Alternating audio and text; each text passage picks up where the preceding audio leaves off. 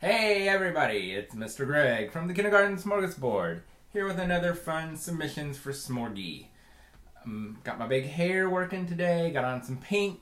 It's Monday, the little stashes had a great day. I did have a little boy tell me that labor means when a woman has a baby. So that pretty much sums up my Monday. So anyway, I wanted to do another quick submissions for Smorgie video and answer a few questions. I've got 4 questions today. I'm going to kind of talk through them a little bit and go from there. So let's get started. Question number 1 comes from Jackie Milak from Tampa, Florida. And Jackie teaches a K1 ESE developmental support class. And her question was, or is, do you have an aide? And if I've had special ed students that require a lot of extra support and help, and how did I handle that? So first question, do I have an aide? Nope, it's me and the stashes. But to be honest, I do only have 12 kids. And most years, our school caps at 15, so I may have 15 kids. So I don't have an aide and really don't need an aide. As for the special ed kids who need extra support, in previous years, I've had lots of special ed kids who needed a lot of support, and without getting political and saying anything negative, I didn't always get the necessary support, but luckily with small class sizes, I was able to give them as much support as I could. So yeah, so no aid. A lot of special ed push-in to help those kids who needed extra help. So yeah, so there you go. So Jackie, I hope that helps. But again, luckily small class sizes, I'm able to give lots of one-on-one attention. All right, next question comes from Chad, who is a male kindergarten teacher from Kalamazoo, Michigan. Go male kindergarten teachers! And he's asking, when do I make all of my copies, document a lot on the weekends, and how do I store all of that paper? And actually I had some visitors in my class today and they had that same question.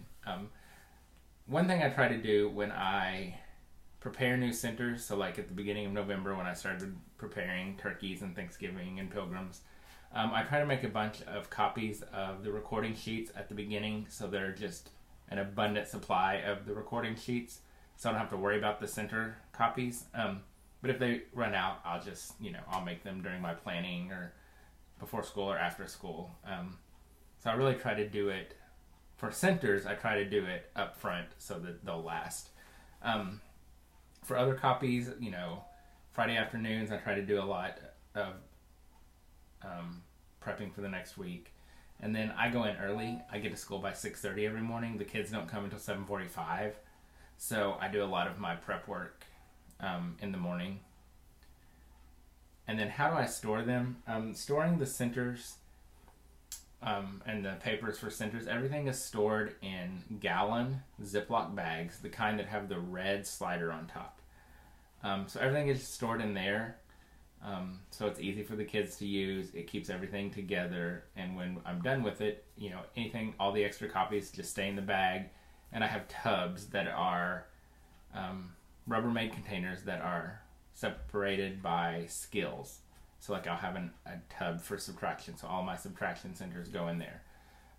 That way when I need a skill or I need a center for a particular skill, I can just go pull it. So copies up front. When you're prepping the centers, make the copies. All right, next question comes from Jacqueline G. from Massachusetts, and I'm not going to say the name of the city because I don't want to mess it up and y'all make fun of me. But she is a college student, and her question basically was, how do you handle the pressure to push the kids to do things that may not be developmentally appropriate? How do you address the issue of play in your classroom and the pressure to use workbooks and tests in kindergarten? So here's my answer to that. close the door and teach on. Close the door and do what is best for your kids. I look at it this way. I work for my stashes. They're my boss. That's who I'm there to work for. So I'm doing what they need and what's best for their learning. Now, I know that we all have mandates and initiatives and all of that stuff that we have to do. And if it's a have do, we do it. But really, I'm there for those kids. I'm there to give them what they need to be successful and to teach them how they need to learn. So really, it's all about doing what those kids need. And, you know, we don't have the option of dramatic play and the home center and those types of things. So a lot of that free play isn't in the classroom. Luckily, we have recess, so they get free play at recess. But that's why I try to put a lot of fun centers, even though it's still academic, they're still having fun. We take a lot of brain breaks to get some of that movement in. But really, close the door and teach on. I've got 13 little CEOs in my classroom, and those are my bosses, and that's who I'm working for. So at the end of the day, if they've learned, and if they're happy, and if they've had fun, I've done my job. I don't need a workbook to tell me that. I don't need a test to tell me that. As long as my kids are learning and meeting the goals that are set for them, that's what matters. So close the door. Teach on. Have a little fun. Get out the glitter. All right, last question comes from Alicia Dudley, who teaches kindergarten in Crosby, Texas. And she asks, how do I keep the kids engaged during centers? The biggest reason my kids are engaged in centers is choices and expectations. Number one, they know they better be working.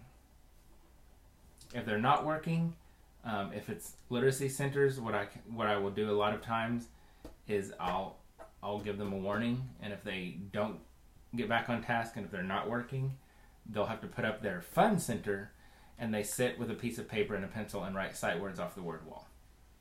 That ain't no fun. Nobody wants to do that. Now, if you give them smelly markers, it's fun. But just that paper and pencil writing those words, they don't like it. It's still academic. There's still some learning going on. But they're not getting to have those fun centers. So they know that they're expected to work, and they know that if they don't work or if they're not working, they know that they're going to have to sit down and do something that ain't much fun. If it's math, same thing. They get a warning. If that doesn't work, then they have to sit down and write numbers from 1 to 100. And they don't like that either. So number one, expectations. We know that when we're at centers, we're expected to be working. And if we're not, we're going to get a consequence.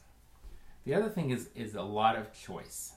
The way I have set up my centers is to provide the kids lots of choices. So they can pick from 2 centers. So it may be listening and write the room. And then within listening, they've got 4 stories they can choose to listen to. And they have 2 or 3 different write the room options that they can choose from. And it's their choice. If they want to listen to that same story over and over again, that's fine. If they want to write the room and do Thanksgiving words 6 times, that's fine. As long as they're engaged and working, the choice is theirs. By giving them that choice and that independence and that freedom, it really helps keep them engaged. So lots of choices, and just really trying to make the center itself, the activities, fun.